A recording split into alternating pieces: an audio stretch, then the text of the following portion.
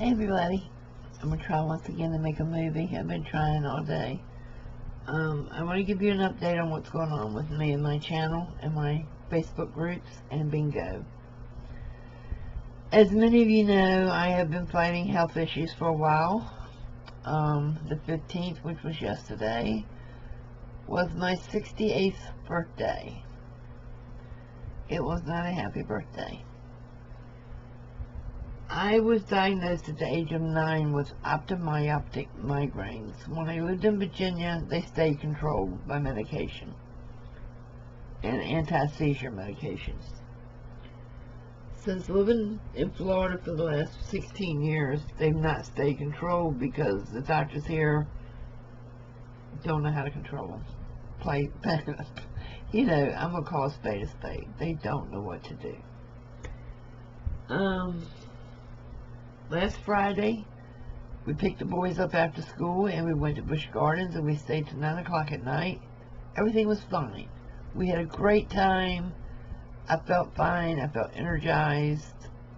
I laughed a lot. I felt good. We came home. Everybody was tired. So yeah, we went to bed early, but we also got up early. Saturday we stayed around the house. The boys and I decorated the Christmas tree. We did some baking. We played around with some of their little toys and stuff. We did some arts and crafts. We really just had a good day at home and enjoyed them decorating the Christmas tree. Saturday evening, we all went to bed as normal. Everything was fine. Sunday morning, we got up. Everything was fine. We decided we wanted to take them out to eat, so we took them out to Fred's, which is their favorite place to eat. And basically, that's the only place they will eat, because they're picky eaters. So, everything was fine. I ate biscuits and gravy, and they had pancakes and bacon. Everything was fine. Nobody, had any complaints. Got in the car and was driving to the Veterans Park to let them walk around for a while and walk off some of the breakfast. And everything was fine. I went to the restroom. There was some liquid on the stool seat. I took toilet paper and cleaned it up. Immediately got dizzy.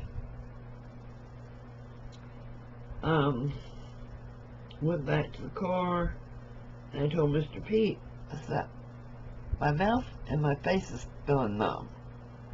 And it feels like the roof of my mouth and my gums are swollen and they just hurt, they burn.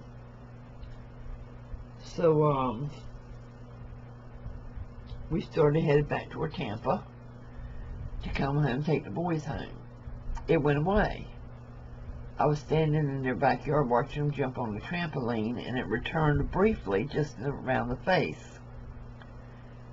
And I said, okay, we need to go home because it's coming back.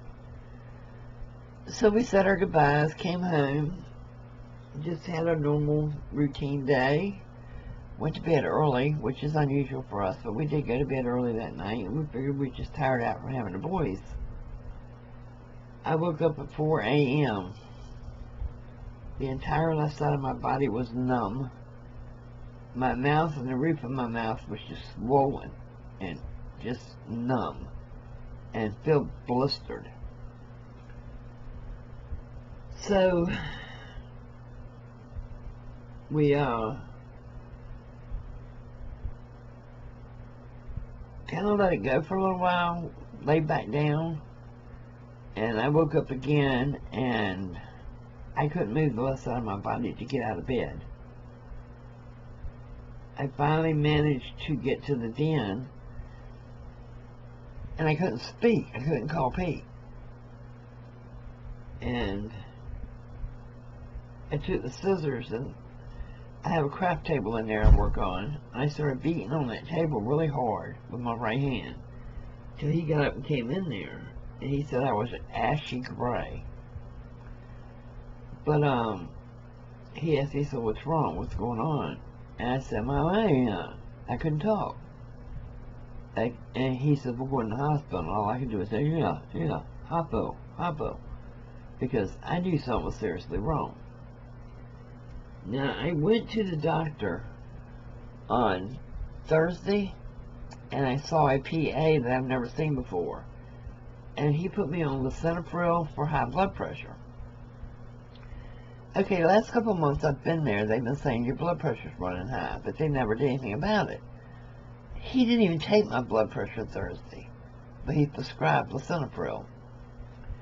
My body has reactions to drugs. It always has. I'm allergic to just about every antibiotic out there.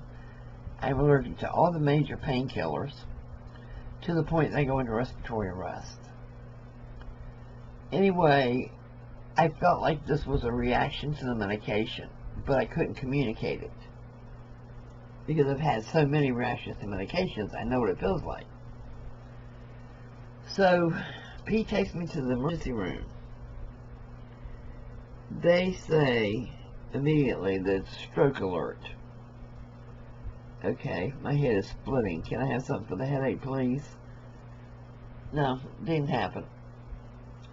So, they take my blood pressure, they say it's high, which was like 200 over 180. Yeah, that's pretty high. They admit me, and I'm going to see a hospital doctor who doesn't have an office anywhere. He just practices at the hospital. And they call in one of their neurologists. So they do CAT scans, and I get nothing, no results. They're going to do an MRI, and when I get downstairs to do it, they tell me their machine is broken, but they're going to try it anyway. I'm sorry, I don't want to be your guinea pig. But they put me in the machine, and it was like having your head inside of a bass drum that is laying on top of a jet engine. And it was just horrible. It was just excruciating pain in my head. Now, still to this day, I cannot swallow laying flat because of the swelling in my throat. And they had me laying flat. I felt like I was drowning. So I kept telling them, I gotta get out, I gotta get out. And they told me, no, you can't. We gotta try this. We gotta see if we can get a picture. And I said, every time that machine turns, it feels like my skin is burning. I'm getting flashes of heat on my skin. I said, I can't tolerate this. You have to get me out. Well, they weren't going to have any part of that. It was their way or no way. So I fooled them on that. I started fighting them. I started moving my head side to side and trying to set up because I couldn't swallow. So they finally take me out of the machine and say, well, we can't get a good picture if you're not going to lay still. I said, you can't get a good picture if your machine is broken. I said, it is burning me.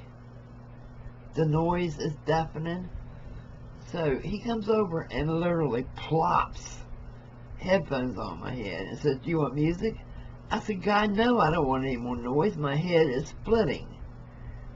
So he said, well, we're going to try it again. I said, well, you're not going to try it with me laying flat. I said, because I'm drowning. Because for some reason, I'm creating a lot of saliva. So they tried again. It was a no-go for me. I said, get me out now, right now. And they still kept trying, and the noise was just, oh my God, something out of a horror movie. So I started scooting my bottom down, trying to get out of the machine. So they bring me out, and they say, well, if you're not going to work with us, we're not going to be able to get the MRI. I said, exactly, you're not going to be able to get it. I said, you need to send me to an upright MRI machine. I don't know if there's any of those in Tampa. I said, oh, dear God in heaven. Really? You don't know? So they send me back to the room, and the neurologist comes in. And I say, I need to go to an upright MRI. I cannot lay down because I can't swallow, and I'm choking. He says, well, I don't think there's any of those in Tampa. I said, you know what? I'm about sick of hearing that for an answer, and why do I know that there are 12 of them in Tampa, and you're a neurologist, and you don't know, and the people downstairs running the MRI broken down piece of crap machine don't know. He said, oh, there are? I said, go look it up online, buddy. I'm not doing your job for you and pay you at the same time. At this point, I was pissed. So I stay in the hospital another night. I said, what did the CAT scan show? Oh, we don't have the results to those. Okay, it's been 2 days. You don't have the results to them. You're right here in the same building. Could you walk your lazy ass downstairs and get them? Well, if they don't have the results, okay, I'm a little bit more than pissed off now, and my blood pressure's steadily going up. Told them 5 times what my food allergies were, but they kept bringing the crap in there on my tray. So I was pretty hungry too. Then, finally, a nurse comes in and she says, well, as soon as the house doctor gets around, I guess he's going to sign your discharge. I said, really? That's without knowing what's going on or why? Well, we're pretty sure it's a stroke. I mean, you got all the symptoms. I said, pretty sure? Okay, thank you.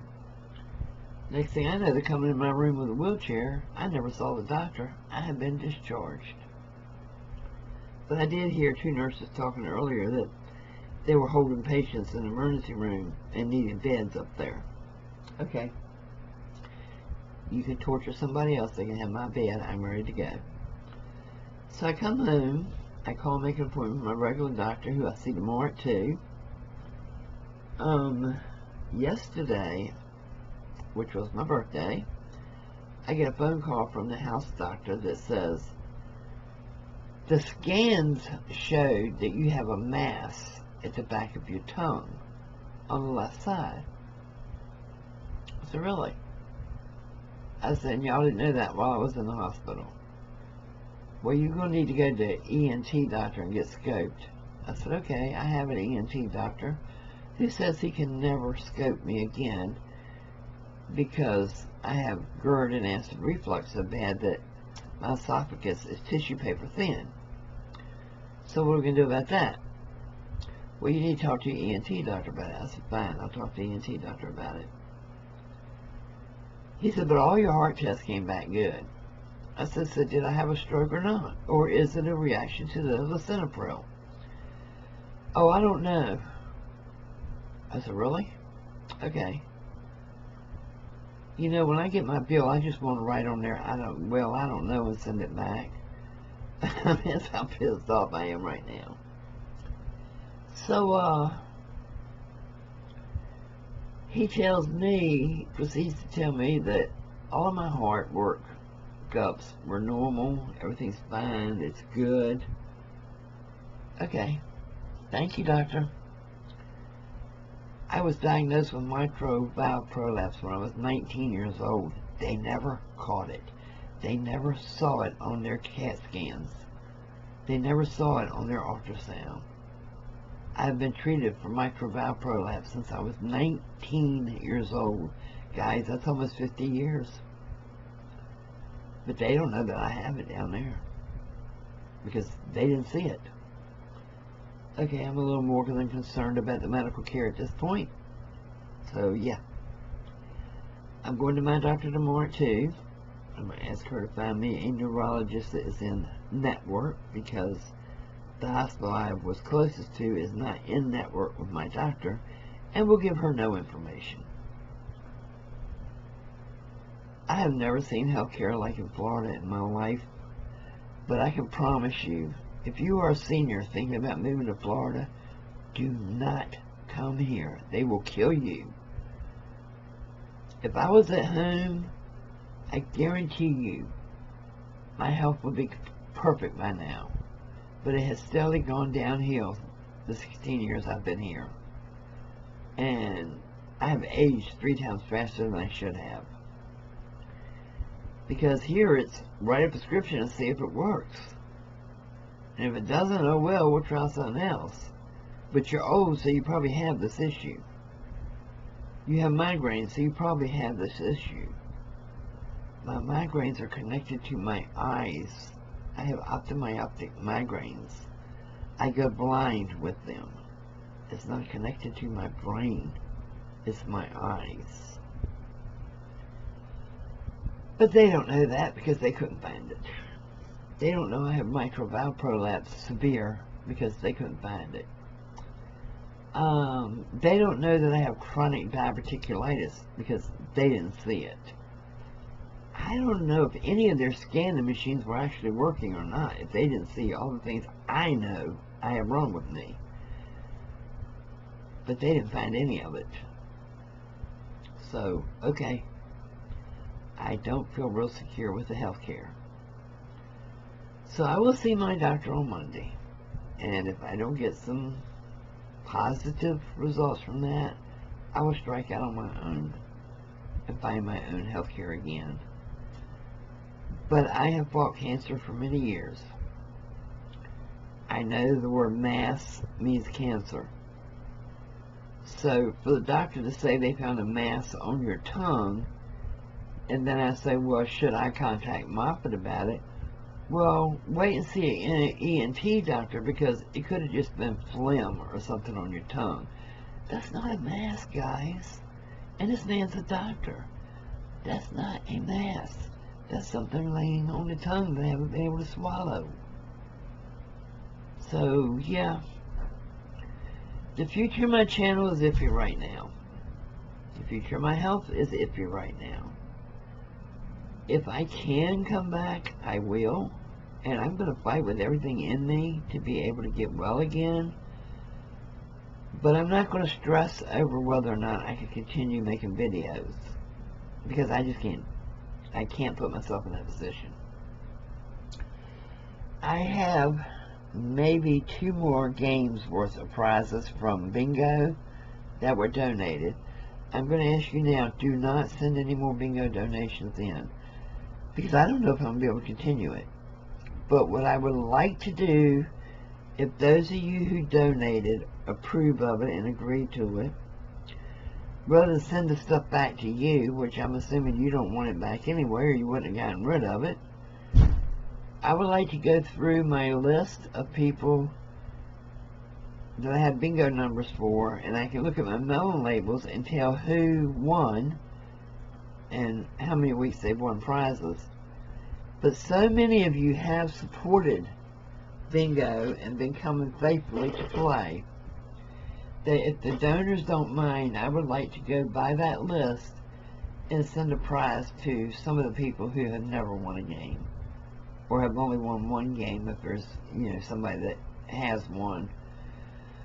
But, just get rid of what I have left and ask that you don't send any more in until I know if I'll ever be able to do it again. I feel like that's fair, to those who have continued to support the channel. And I'd like to do something nice for them too. If you have an objection to it, email me or message me and tell me, send my donations back to me. Don't give it away to somebody else. And I'll be happy to send them to you.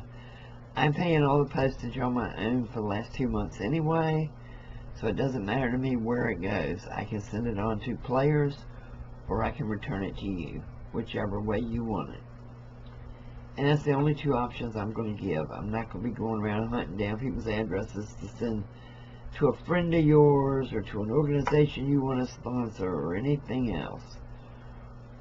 I'm just going to send it either back to you if I don't hear from you, or send it on to a player that has always been there.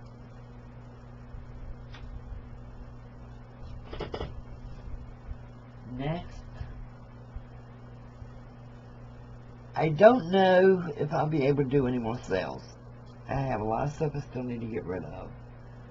So if Pete's able, and his health isn't real good right now either, but as we are able, I have bought some beautiful, beautiful things to make journals with. I'm going to have him help me put together some kits, and him or I, one, if we're able, will come on and do a video and show it. I don't have anybody that lives close enough to me that does the same type of work, crafts and stuff that I do, that I could get help doing it. So it's going to be between me and Pete to get it done. So we will show what we have and list it on Etsy probably. And what I'm thinking about with the supplies I have left, do like 1 bag of mixed media, 1 bag of fabrics and trims and such, and just keep the goodie bags is what I want to make up with poly mailers, and list them on Etsy. Let's say if I've got 25 things in there. It would probably be $15 goodie bag plus shipping, because I can't afford, with all these medical bills, to keep paying all this shipping too. Or it will be higher, and that will include your shipping. You know, we just got to figure it out between Pete and I what would be the best, easiest route for us to take. Because he's not real familiar with the pirate ship and all, but he's going to be getting a crash course on it this week. So guys, I do want you all to know how much I sincerely appreciate your cards, the little mementos you have sent me.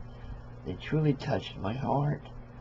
It made my day, because I would be laying there crying and the mail would come. And I'm not going to lie, I'm scared. I am totally scared, because I don't know which way to turn or what to do next or how to get over this. I'm going to ask for physical therapy in the home, see if they will approve that. If I can get my mobility back, I feel like I'll be on the mend and on the way up. But, you know, the main thing is dealing with the mouth and throat issue first. I can tolerate the numbness, but I can't tolerate not being able to swallow or breathe. So, we're going to go to the doctor tomorrow at 2, both of us are. And we're going to see if Pete's illnesses he's starting to feel now are stress related because of me, or if he has something going on as well.